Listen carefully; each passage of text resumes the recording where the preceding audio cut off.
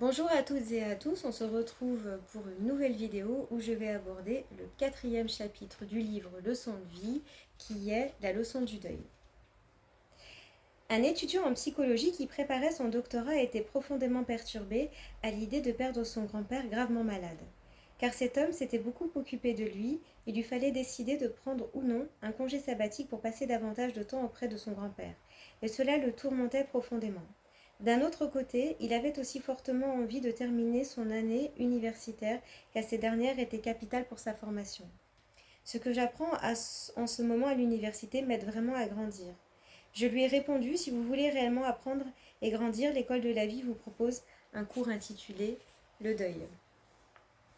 En fin de compte, nous sommes amenés à perdre tout ce que nous possédons, mais la seule chose qui compte vraiment ne peut jamais être perdue. Maison, voiture, emploi, argent, jeunesse, et même les êtres qui nous sont chers ne nous appartiennent pas pour toujours. Mais prendre conscience de cela ne doit pas nous attrister, bien au contraire. Cela devrait nous permettre d'apprécier d'autant plus les merveilleuses expériences que la vie nous offre. Si l'existence est une école, le deuil constitue une grande partie du programme scolaire. Lorsque nous perdons un être cher, nous nous apercevons que nos proches et parfois même de parfaits inconnus se tiennent à notre côté pour nous soutenir dans ces moments difficiles. Ce genre d'événement est comme une faille dans notre cœur, mais c'est une faille qui suscite un amour réciproque. Nous arrivons sur Terre en proie à la douloureuse nostalgie du ventre maternel, cet univers parfait où nous avons été conçus. Nous nous retrouvons dans un monde où nous ne sommes pas toujours nourris. Lorsque nous avons faim, où nous ne savons pas si maman va revenir près du berceau, heureux dans les bras de nos parents, nous nous retrouvons soudain tout seuls. Plus tard, nous perdons de vue des copains parce qu'ils ont déménagé, nous égarons ou cassons nos jouets et nous perdons même des matchs de football. Ensuite vient le temps des premiers amours qui en général durent peu de temps, et cette série de deuils ne fait que commencer. Dans les années qui suivront, nous perdrons des professionnels, des amis et nos rêves d'enfants. Tout ce qui est immatériel, rêve, jeunesse, indépendance, finira inéluctablement par disparaître.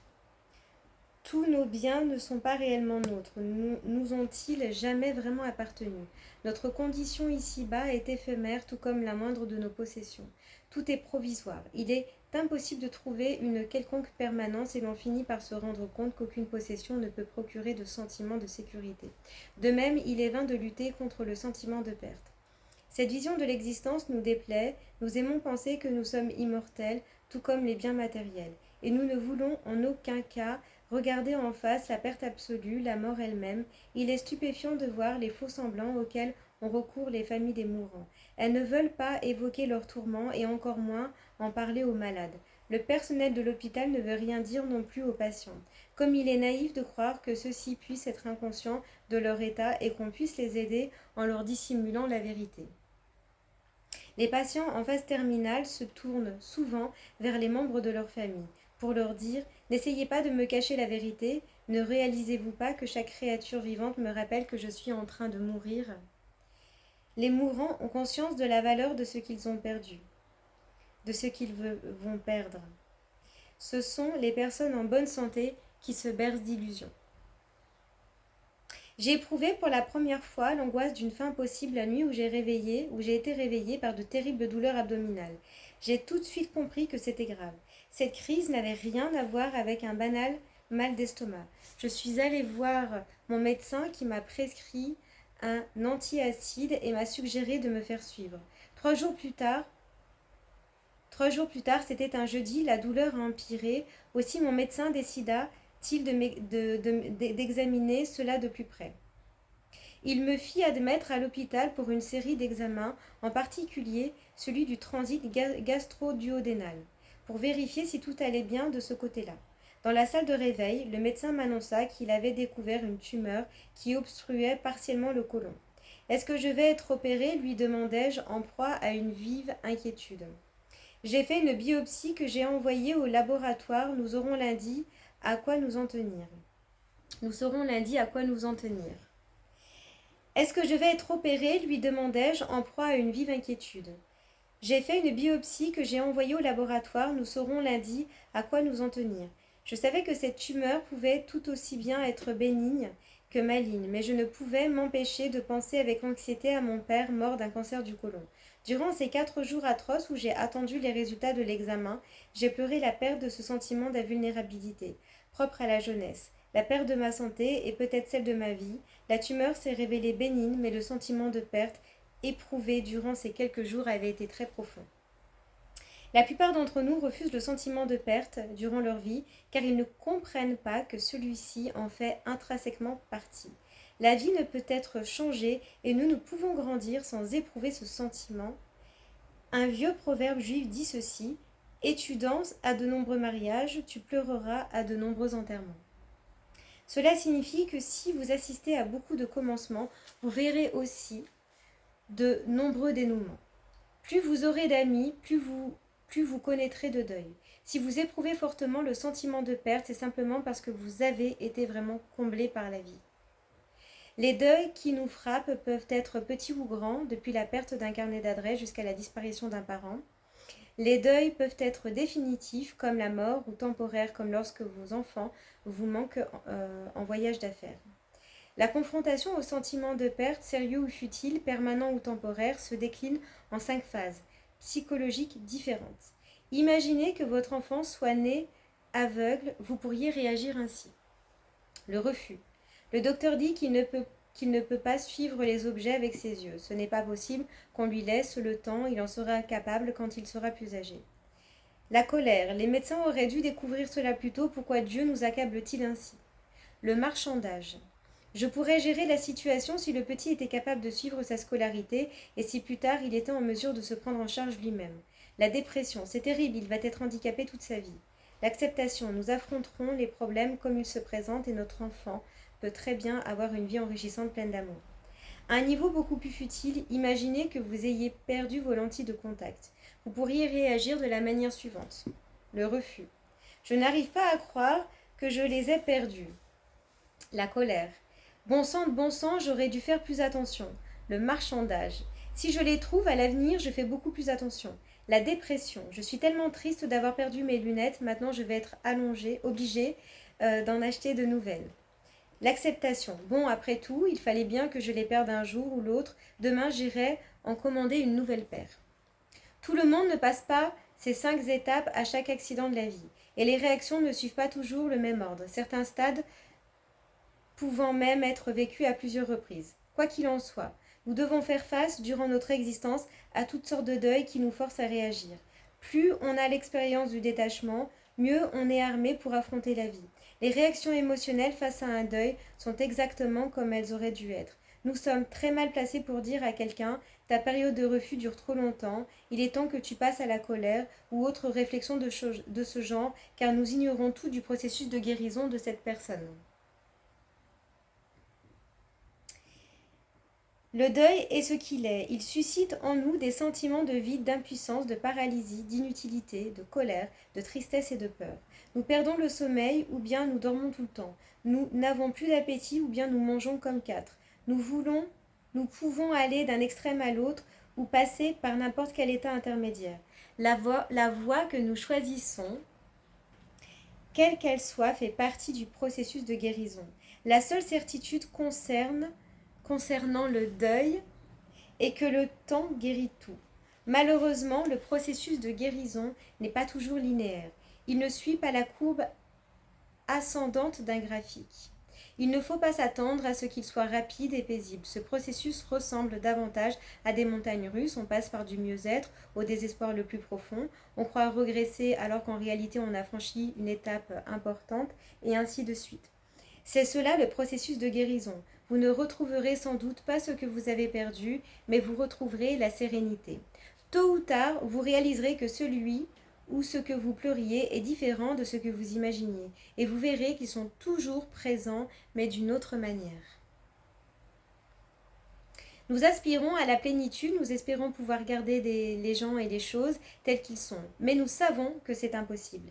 Le deuil est la façon la plus difficile, nous nous efforçons de le rendre supportable, parfois même romantique, mais il n'en reste pas moins que la perte d'une personne ou d'un objet aimé est l'une des expériences les plus douloureuses qui soient. L'absence ne nous rend pas forcément plus tendres et indulgents, parfois elle suscite en nous des sentiments de tristesse, de solitude et de vide, de même que le bien ne se conçoit pas sans le mal ou la lumière sans ombre. Il n'y a pas d'évolution sans deuil et inversement, si étrange que cela paraisse. L'idée est difficile à accepter et c'est sans doute la raison pour laquelle elle nous déconcerte toujours. Les parents qui ont perdu un enfant sont sans doute ceux qui ont le mieux compris ce concept. Ils disent que ce drame les a anéantis, ce qui est compréhensible. Toutefois, des années plus tard, certains d'entre eux affirment que cette tragédie les a transformés.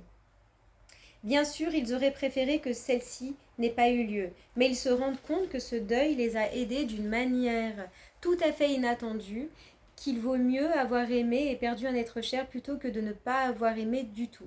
À première vue, il peut paraître difficile de comprendre comment l'épreuve du deuil peut nous transformer, pourtant ceux qui l'ont vécu deviennent finalement plus forts, plus équilibrés.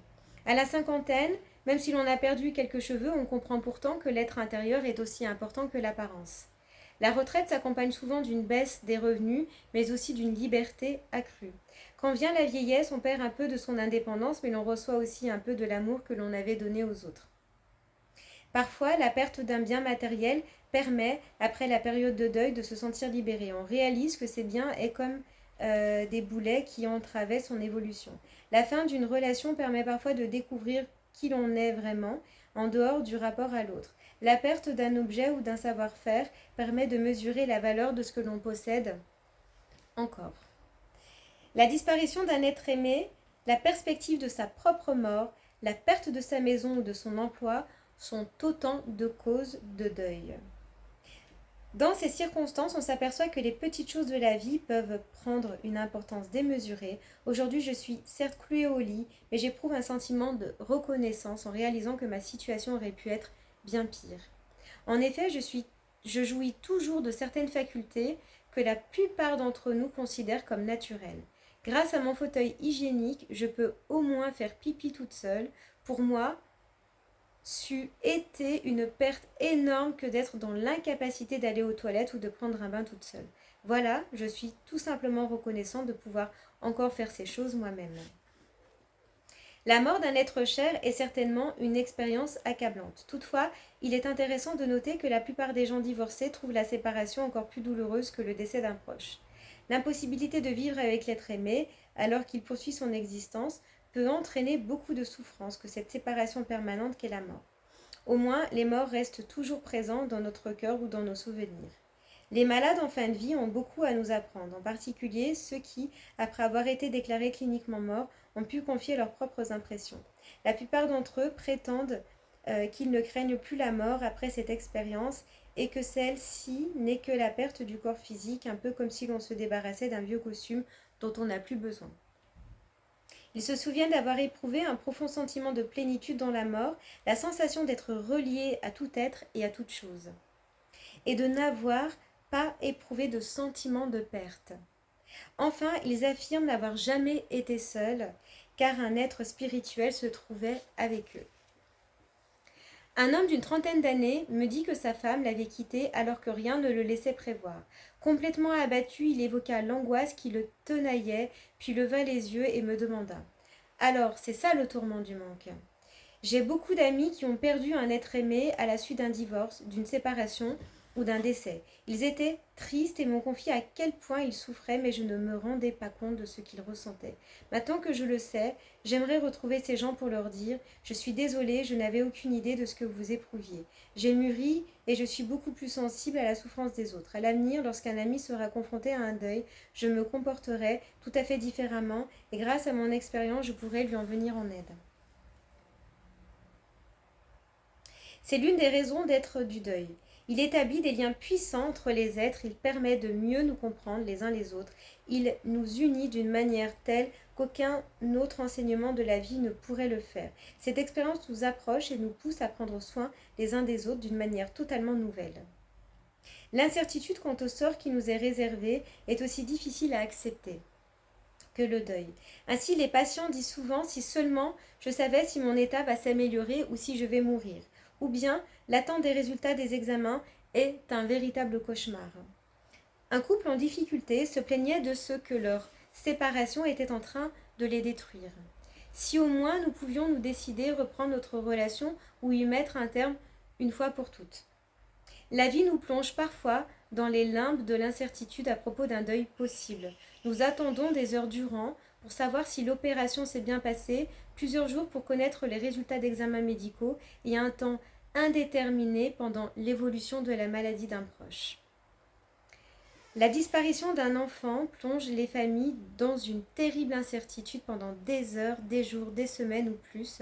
Il en est de même pour les proches des soldats disparus au combat.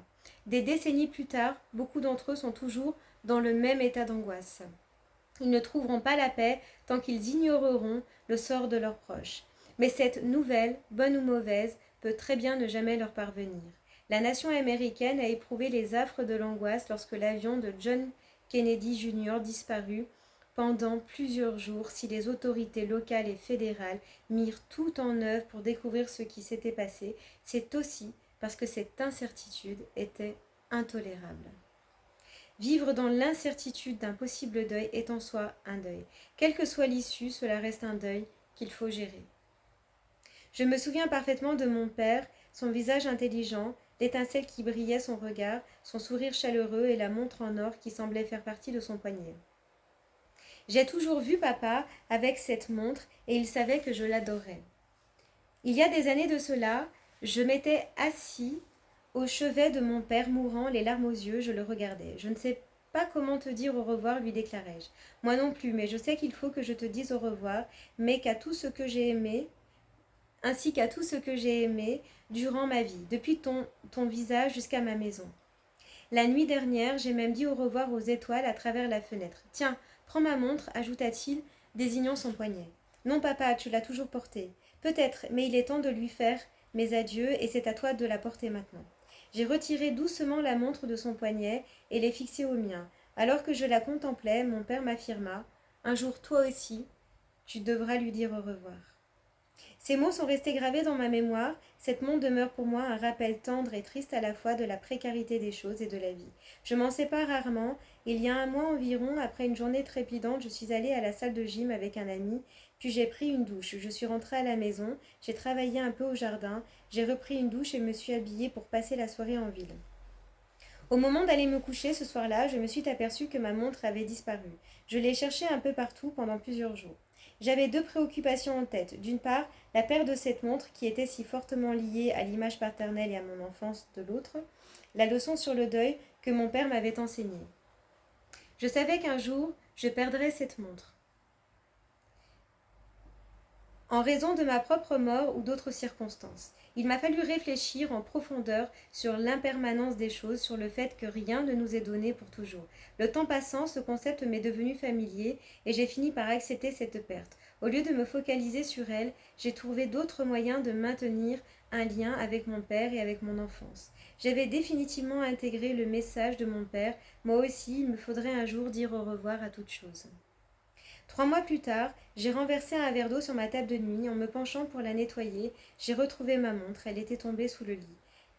Elle est à présent de nouveau à mon poignet, mais j'ai vraiment compris que toutes nos possessions sont temporaires et qu'en leur disant adieu, nous trouverons en nous quelque chose que nous ne pourrons jamais perdre.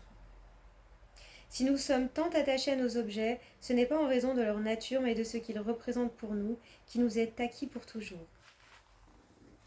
Le deuil, phénomène complexe, se produit rarement par hasard, et personne ne peut prédire sa réaction dans ces circonstances. Le chagrin est une affaire personnelle. Les sentiments peuvent être conflictuels, différés ou accablants.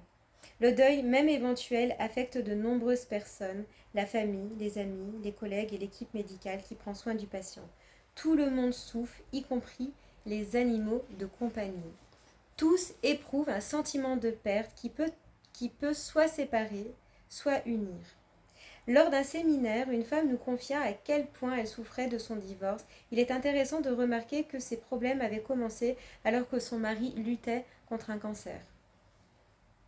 La nuit, je restais éveillée pour surveiller sa respiration, expliqua-t-elle tranquillement. L'idée de le perdre m'accablait. Je me demandais en permanence ce que je ferais le jour où il cesserait de respirer. Cette perspective m'était vraiment insupportable. J'ai fait alors une dépression nerveuse et dévorée par un terrible sentiment de culpabilité, j'ai fini par le quitter. Aujourd'hui, les années ont passé et il est en parfaite santé. Ces événements m'ont fait comprendre que lorsque quelqu'un est gravement malade, toute l'attention est concentrée sur lui, sur ce qu'il fait, sur ce qu'il ressent, sur la bonne marche du traitement, etc. J'ai réalisé que je me sentais coupable d'avoir mes propres sentiments, mes propres peurs. Il ne m'était jamais venu à l'esprit de dire « Et moi alors dans tout ça ?» J'aurais eu l'impression d'être un monstre d'égoïsme. J'aurais eu l'impression d'être un monstre d'égoïsme. Bah dis donc, j'avais envie de la dire cette phrase. Hein. Ce n'était pas moi qui étais malade, comment aurais-je pu demander de l'aide alors qu'il était en train de mourir? Alors je me suis tue jusqu'à ce que je craque. La douleur est encore plus confuse lorsqu'un proche est victime d'une catastrophe, d'un meurtre ou d'une épidémie. On peut se retrouver distrait par la colère suscitée par les circonstances du décès, par sa soudaineté. Tout cela montre bien la complexité du deuil. Dans les années 80, à l'époque où l'on commençait à parler du sida, Édouard perdit 20 de ses proches. Pourtant, le chagrin qu'il éprouvait lui semblait trop faible.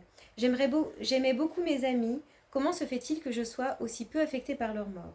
Au cours des 15 années qui suivirent, il fut profondément perturbé par son indifférence envers tous ces gens qu'il avait aimés et perdus. Et puis, une nuit, il s'est brusquement réveillé en proie à une angoisse incontrôlable. Il s'est mis à rechercher frénétiquement les photos de ces 20 personnes. Tout d'un coup, un immense chagrin l'envahit.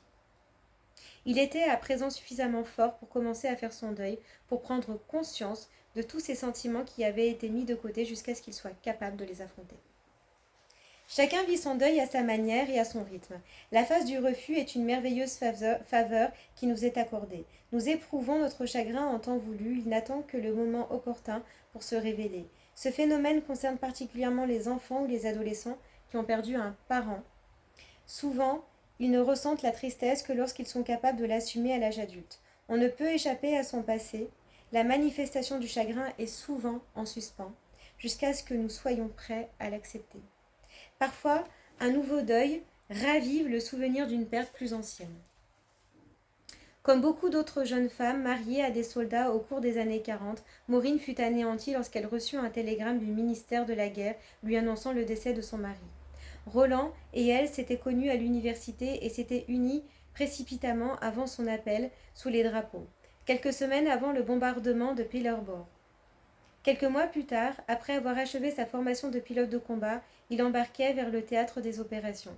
Puis ce télégramme était arrivé. Au lieu de pleurer son époux, la jeune veuve, âgée de 21 ans, partit aussitôt recommencer sa vie dans un autre état où elle trouva rapidement un travail. 2 ans plus tard, Maureen se remariait. Au cours des quelques années qui suivirent, elle donna naissance à 3 filles. Elle avait relégué cet épisode tragique au fond de sa mémoire. Elle en avait parlé à son nouveau conjoint, mais ses enfants et ses nouveaux amis ignoraient tout de Roland.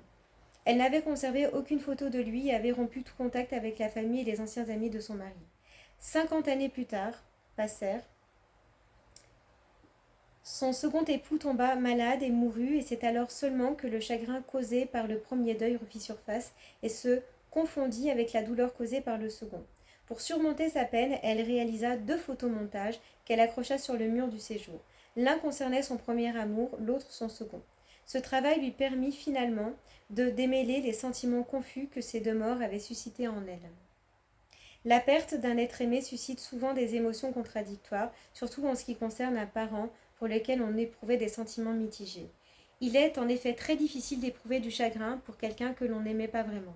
Ma mère était si dure avec moi, dit une femme, c'était littéralement un tyran, pourquoi sa mort m'affecterait-elle? Dans un film récent tiré du célèbre roman de Mary Shelley, Frankenstein, le docteur Frankenstein donne vie au célèbre monstre sans le moindre considération pour le bonheur ou l'avenir de cette créature qu'il voue à la détresse et au tourment. À la fin du film, lorsque le docteur Frankenstein est finalement tué, on découvre le monstre en train de pleurer. Lorsqu'on lui demande pourquoi il regrette un homme qui lui avait causé tant de souffrance, il répond simplement « C'était mon père ». Nous pleurons ceux qui se sont bien occupés de nous, mais aussi ceux qui nous ont pas donné l'amour que nous méritions. J'ai constaté ce phénomène à de multiples reprises. À l'hôpital, l'enfant battu réclame sa mère incarcérée pour maltraitance. Nous pouvons tout à fait éprouver de la compassion pour des gens qui se sont comportés de manière abominable envers nous. Pourquoi ne pas le faire? Nous devons prendre le temps de vivre notre deuil, de l'accepter, même si le défunt ne méritait pas notre amour. Qu'un deuil soit complexe ou non, nous guérirons tous un jour, à notre manière et en temps voulu. Personne ne peut prétendre que ce processus de guérison est trop court ou est trop long ou trop court. Le chagrin est un sentiment profondément individuel. Tant que nous avançons, tant que nous ne sommes pas bloqués sur le chemin de la vie, nous allons vers la guérison. Fréquemment, notre inconscient réactive un chagrin parce que le travail de deuil est inachevé. Si ce dernier s'est si mal passé, il favorise les mécanismes d'autoprotection. On adopte une attitude de détachement, de refus. On s'efforce de penser les blessures des autres afin de ne pas ressentir les siennes. On veut devenir autonome afin de ne plus dépendre de personne. À l'âge de 5 ans, Gilliane fut abandonnée par ses parents sous le porche d'un orphelinat. Elle était trop petite pour comprendre ce qui se passait. Aujourd'hui, c'est une femme d'une 50aine d'années, brillante, équilibrée et indépendante. Elle a évoqué devant moi cet épisode douloureux. Elle me dit qu'elle a passé le plus clair de sa vie à essayer de guérir cette blessure, mais qu'elle a récemment pris conscience d'un problème bien plus profond. Le traumatisme que j'ai vécu était particulièrement grave, mais cet événement remonte à plus de 40 ans. Je me rends compte que depuis 20 ans, personne ne m'a nié comme je le fais moi-même. Que voulez-vous dire ? Eh bien, par exemple, j'espère fortement que quelqu'un va m'appeler pour sortir le week-end. Mais ensuite, soit je branche mon répondeur, soit quand je réponds, je m'empresse de dire à mon interlocuteur que je suis très occupée. Je ne veux pas qu'il se rende compte à quel point je me sens seule. Je ne lui laisse pas l'occasion de m'inviter. Lorsque j'ai l'occasion de partir en vacances, je m'arrange d'une manière ou d'une autre pour avoir autre chose à faire. Je me retrouve alors isolée, persuadée que personne ne s'intéresse à moi. Comment expliquer ce comportement ? Inconsciemment, nous avons tendance à nous mettre dans des situations qui réveillent nos anciens traumatismes afin de pouvoir les surmonter et guérir. Gilliane achève son processus de guérison. Gilliane commence à comprendre qu'à présent, c'est à elle de se prendre en charge. Je suis aujourd'hui une femme de 48 ans, une adulte et non une petite fille abandonnée dans un orphelinat. Les enfants peuvent être victimes de maltraitance, mais je n'en suis plus un. C'est à moi de construire ma vie comme je l'entends. Pourquoi continuons-nous à voir des gens qui nous ont abandonnés ? Je pense que l'univers a placé ces gens sur notre route pour nous aider à surmonter une épreuve. Un jour, la guérison survient. En fait, elle est déjà en cours. Parfois, la prise de conscience du caractère inéluctable du deuil et de la séparation peut permettre la guérison d'un ancien traumatisme. En refoulant notre chagrin, nous ne faisons que le renforcer. Nous croyons qu'en maintenant nos distances entre les autres, nous éviterons la souffrance de la séparation, mais cette attitude est en elle-même une séparation. Un couple marié traversait une période difficile. Ils voulaient tous deux avoir un enfant, mais la femme remettait sans cesse ce projet à plus tard. Finalement, on apprit que la mère, le père, le grand-père et la grand-mère de cette femme étaient morts d'un cancer. Elle comprit qu'elle ne voulait pas d'enfants parce qu'elle avait très peur de les perdre ou de mourir et de les laisser sans mère. De même qu'il est impossible de connaître le futur. Il est impossible de se prémunir contre le deuil et la séparation. Cette femme pourrait avoir recours à l'adoption, elle diminuerait ainsi le risque d'avoir un enfant cancéreux, mais comment pourrait-elle se prémunir contre toutes les autres maladies héréditaires ou contre la possibilité d'un accident de la route ? Elle pourrait aussi prendre toutes les précautions possibles et inimaginables contre le cancer, manger sainement et faire de l'exercice ou subir régulièrement des examens médicaux. Mais supposons qu'elle meure victime d'un tremblement de terre, d'un accident ou bien encore d'un hold-up. Un monde sans deuil n'existe pas. Cette femme prit conscience que tout cela pouvait arriver, mais restait fort improbable. Elle comprit que l'on peut s'épanouir dans un monde imparfait, parfois inquiétant, et décida d'avoir un enfant. Les situations de ce genre correspondent en réalité à un processus de guérison de nos peurs. En réveillant une vieille blessure, elles permettent de retrouver la plénitude et l'équilibre. Le deuil est souvent une initiation à l'âge adulte. Il fait de nous des hommes et des femmes authentiques. Il est un droit de passage à travers les épreuves vers l'autre côté de la vie. Un jour, alors que j'étais encore un jeune garçon, ma mère fit une chute en sortant de l'hôpital. Je lui ai aussitôt conseillé d'y retourner. Elle a baissé les yeux sur mon petit visage apeuré et m'a dit « Les gens tombent, mais grâce à Dieu, ils peuvent toujours se relever. » C'est la vie. Le deuil est semblable à une chute. Il est une sorte d'archétype, qu'il s'agisse de la perte d'un être ou d'un objet, de l'équilibre ou de la grâce. Les épreuves nous transforment, car quelque chose de nouveau émerge de ces souffrances. Un diamant poli. Le deuil affecte la société, les amis et les individus. Dans un premier temps, la famille est anéantie, elle est démembrée. Après le deuil, elle est remembrée. Le processus du deuil comporte plusieurs étapes. Vous les franchirez toutes quand vous serez prêt. En attendant, laissez s'exprimer la grâce du refus en sachant que vous éprouverez votre chagrin en temps voulu. Que la seule façon de le surmonter est de le vivre. Vous le comprendrez lorsque vous serez prêt. Cette phase ne survient souvent que des années plus tard. Vous découvrirez que vous pouvez accepter un monde où le deuil est inéluctable. En observant les patients atteints d'un mal incurable, on découvre une symbolique très forte. Au début, ils se prennent volontiers en photo, comme pour dire « j'étais vivant ». Par la suite, au fur et à mesure que leur maladie progresse, ils atteignent un autre niveau de conscience et cessent de se prendre en photo. Ils ont compris que même les photos ne durent pas. Dans le meilleur des cas, elles finissent entre les mains de gens pour qui ils sont de parfaits inconnus. Ces mourants réalisent alors que la seule chose qui importe, c'est leur cœur et celui de leurs proches. Ils découvrent cet aspect du sentiment de perte que l'on peut transcender. Sachez que les parties authentiques de votre être ne meurent jamais. Que ce qui importe vraiment est éternel et vous appartient pour toujours. L'amour que vous avez reçu et celui que vous avez donné ne peuvent être perdus. Un soir, tard, je me trouvais dans le service de cancérologie d'un hôpital où j'étais venue voir un patient. Là, j'ai rencontré une infirmière profondément affligée parce que l'un de ses malades venait de décéder. C'est la 6e personne que je vois mourir en une semaine, je n'en peux plus. Ces morts à répétition, j'ai l'impression que ça n'en finira jamais. J'ai demandé à cette infirmière, si consciencieuse, si elle pouvait se libérer un petit moment pour faire quelques pas en ma compagnie. Sans même attendre sa réponse, je l'ai prise par la main et nous avons traversé un pont pour rejoindre une autre aile de l'hôpital. Nous sommes alors entrés dans la maternité et je l'ai emmenée devant la baie vitrée qui nous séparait des nouveau-nés. Qu'est-ce qu'il y a, Caramel? Allez, monte! Monte, Caramel! Allez, monte! Monte! Allez, monte! Allez! Viens! Excusez-moi, il y a mon chat qui m'appelle. Alors, mon petit Caramoxou. Attends, j'ai pas fini. J'ai bientôt terminé. Donc, j'ai observé son visage pendant qu'elle regardait. Alors, je vais reprendre peut-être le passage. J'ai demandé à cette infirmière si consciencieuse si elle pouvait se libérer un petit moment pour faire quelques pas en ma compagnie, sans même attendre sa réponse. Je l'ai prise par la main et nous avons traversé un pont pour rejoindre une autre aile de l'hôpital. Nous sommes alors entrés dans la maternité et je l'ai emmenée devant la baie vitrée qui nous séparait des nouveau-nés. J'ai observé son visage pendant qu'elle regardait ses toute jeune vie. On aurait dit qu'elle n'avait jamais vu un pareil spectacle.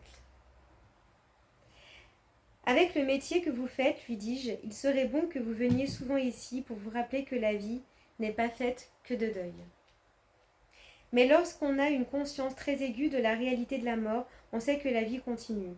Malgré tous les deuils et toutes les séparations qui nous affectent durant notre existence, il est facile de constater la permanence de la vie. Cette infirmière considérait son travail comme un deuil permanent. Elle a maintenant compris que son rôle consistait à aider les gens à conclure une existence qui avait commencé, comme pour ses bébés, dans une maternité semblable, il y a bien longtemps de cela. Je vous remercie de m'avoir écouté et je vous dis à très bientôt pour aborder le 5e chapitre qui est la leçon du pouvoir. Merci à vous et prenez soin de vous.